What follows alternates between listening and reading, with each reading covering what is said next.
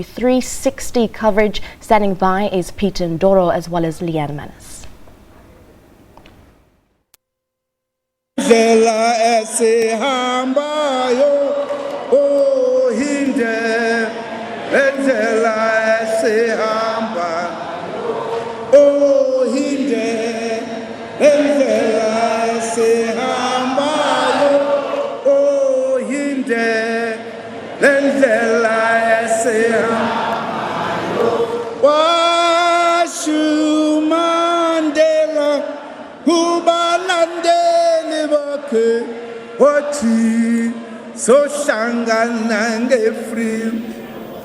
Welcome to day 2 of the elective conference live from Nasrec, and I think that now turning into the theme song of this elective, the 54th elective conference of the ANC, and beautiful voice from our President Jacob Zuma. There's no getting away from it, no matter what way you look at it. There's one thing I've always enjoyed throughout his tenure is how he ends his speeches. Yeah. He's got this way and this manner of rising the audience and getting people into song and feeling pretty good. Absolutely. Well, I hope everybody's feeling pretty good this morning, because it looks like we've got a long day ahead of us and a long wait.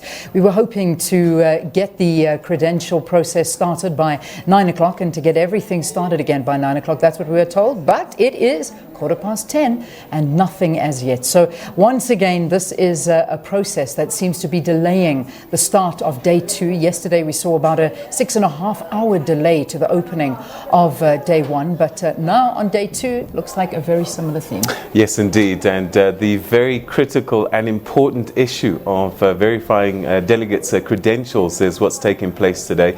And if you want to talk about the integrity of a conference and the results thereof, this piece of the jigsaw puzzle perhaps is the one that takes more time and needs more careful consideration to make sure that the voice of the party is heard from legitimate sources and truly represent the branch network across the country. Anyway, you've got various aspects of the party. You've got the leagues, you've got the main party itself.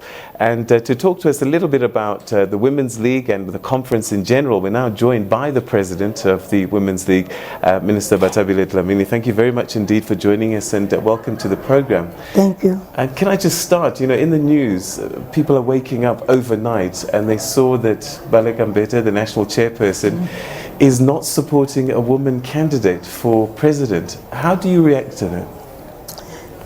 In the first place, we must say, as the Women's League, that we are proud of that 3 women availed themselves for the position of the president. And that, secondly, you look at now the 2 prominent people, both sides have women. The other one, president, the other one, deputy president. And that is what we must be proud of, and also thank the women of South Africa and South Africans in general for understanding us. We believe that the ANC has been able to deal with the issues of race, class, but gender, we are not yet performing well, because in all our sections of society, starting from the family, there is patriarchy, but also women in the ANC are not homogeneous. They have different views. What matters to us is that we have a mandate as the ANC Women's League, and we are pulling through with that mandate up until the election process starts. All right, so, a lot of people would be saying if the country is 52% female, in theory there should be 52% female voters within the party, its members. How is it that there's not one provincial chairperson that's a woman, even if before we get to president level, starting at the provinces? How does that happen? We have had chairpersons as women. For instance, Edna Mlewa, who is also a member of the ANC of the Women's League. And we have also in regions, for instance, in KwaZulu-Natal, I know of 2 regions that have women as chairpersons. I think we've had thorough discussions as the Women's League, and we've said if you have a woman as a president and surround that woman with men, she's not going to be successful, because they're going to bring in a lot of issues. We all know what happens to CEOs, women CEOs. Once you are appointed to a position, it is toned down, it loses its meaning, and then there are many advisors that should come and shock you, because it is taken for granted that women cannot think, and therefore they need someone to support them. But also, yes, 52%. As women, we grew up in patriarchal families, and we are part of that society. And that is why also judiciary, families, the church, legislature, important areas or sectors that form the state and the society, because families are the nucleus of the community. All those are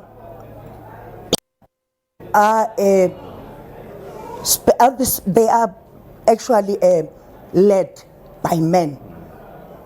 But when you look into the actual work that is done there, it's women. And most of the time, it is unpaid work that is not put in the GDP. And if those women can say one day, we're not going to do the washing for you, we're not going to cook for you, we're not going to clean for you, that is when people will understand why we say that work that is done by women at home is important. Let's talk about the elections now, and of course coming up to what's a very, very important part. Obviously, we've seen a lot of delays happening now with the credentials, and we're waiting for that to begin. I'm not going to bring you into the discussion of what's happening with the logistics, but let's talk about the votes, because the ANC Women's League have been very vocal in their support for Nkosazana Dlamini Zuma. I mean, it's no secret you have endorsed her, and yet there have been factions that have come out in support of Cyril Ramaphosa as well. Is it clear cut? Is the Women's League, are your votes going to Nkosazana Dlamini Zuma, or as one would know, this is a secret and anonymous ballot? Could you find that some of your members would be voting for Ramaphosa? Yes, that is possible. But what we have said is that we have a mandate. And fortunately, it's ANC structures that have been following the line of a mandate. For instance, delegations that are here, you have the Women's League having 60 delegates, and you have some of the provinces, for instance, Gauteng, Faith is a member of the Provincial Executive Committee, but she is not part of the delegation. And therefore, in as far as that is concerned, we're not going to shout and scream. There has been, okay, there are issues that were raised with our SG, the issue of members of the NEC that are not a part of the delegation, and we are saying we are an integral part of the ANC, but we are autonomous, and we are autonomous in terms of dealing with administrative issues of the ANC Women's League. So the decision on who represents the Women's League is the discussion of the ANC Women's League. And we are not going to allow people who lose the debate in the Women's League and then go and raise those debates through the African National Congress.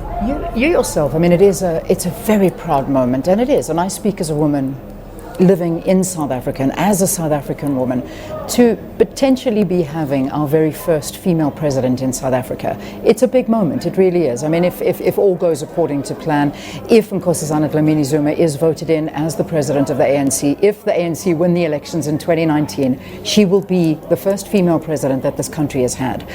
My question to you, however, is everything you were saying in your first answer is that we are still a patriarchal society and there are still major issues that we need to overcome.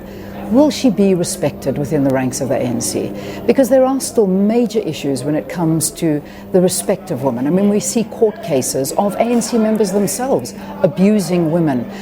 You yourself have lashed out at Cyril Ramaphosa in one of your speeches that you did very recently about him having experience in abusing women. I'm quoting from you. So my question to you is, are we ready for a female president, if not of the country, but certainly of the ANC?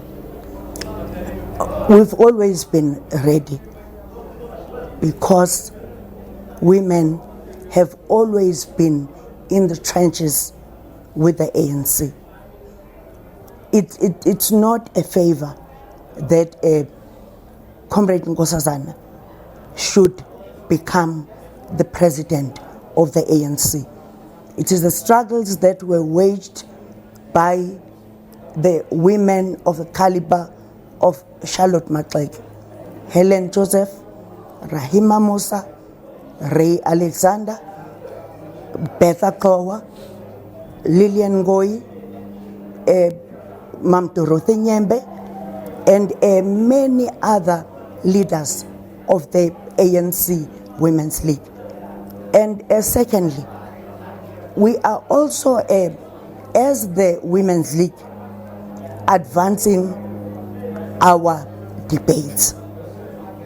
There was a time when we had a conference in the Northwest where the name of Mamweni was raised, and she had to stand down.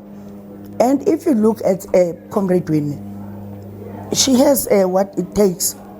She could have been the president at the time. And we've learned from our lessons, and now we are very resolute. But also, if the ANC elects Comrade Nkosazana as the president, that will show that we are advanced as an organization because we recognize the struggles of women. Well, all right, just before we wrap up though, one last question. We've heard from the president of the Youth League, Colin Maine. He says that they'll fall behind whoever wins this election. And I'm just wondering, following from what Leanne asked you, the spat between you and Deputy President Ramaphosa has been quite public. Will the Women's League follow Cyril Ramaphosa if he wins? Yes, we will. we have to, that is how the ANC works. When someone gets elected, you subject yourself to that person, but also that person must embrace those that do not support her, because after the conference there will still be the ANC. Right, and that's where we're going to leave it. Thank you very, very much indeed for sharing your thoughts with us. Indeed. 1.5 hours of sleep so far. I've got a feeling it's going to be less tonight with the way things are going. Be strong. Good luck. Thank you very much. Thank you very, very much for your time. The president of the ANC Women's League, Bathabile Dlamini, as well as a minister as well, but talking to us in her capacity of Women's League president. Let's take you back to the Johannesburg studios very quickly. We've got lots more for you from Nasrec after this. Indeed. Welcome back. We will be crossing back to Nasrec as we get more live updates and